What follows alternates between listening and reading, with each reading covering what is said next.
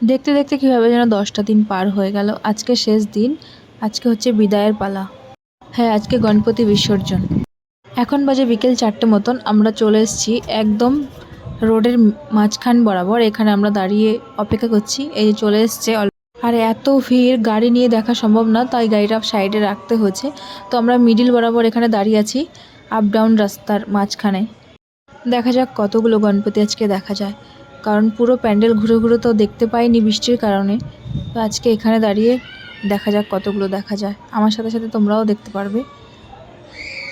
বৃষ্টি হচ্ছিল সকাল থেকে, তাই হাতে করে ছাতা প্লাস জলের বোতল খাবার সঙ্গে করে নিয়ে এসেছিলাম।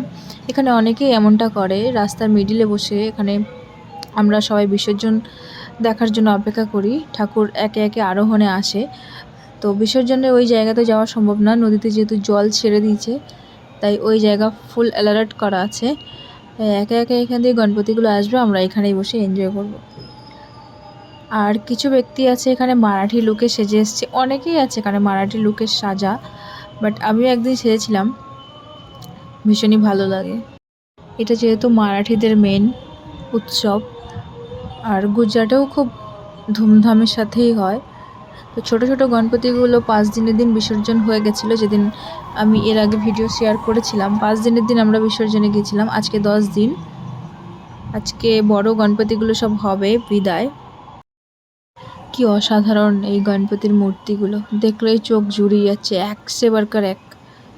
অসাধারণ। এগুলো আমরা প্যান্ডেলে গিয়ে দেখিনি, এত বৃষ্টিতে, প্লাস অ্যাড্রেসগুলো সঠিক জানতাম না, এক একটা এক এক জায়গায় ছিল, তাই সবগুলো দেখা সম্ভব হয়ে ওঠেনি। এখানে সকাল থেকেই হচ্ছে আরোহণ, বাট আমরা একটু লেটে এসেছি। আর আজকের দিনে এত পরিমাণে পাবলিক, একটা গেট তো অলরেডি বন্ধ করে দিয়েছে, ওদিকে 2টো পুল বন্ধ রয়েছে, শুধুমাত্র একটা পুল ওপেন আছে।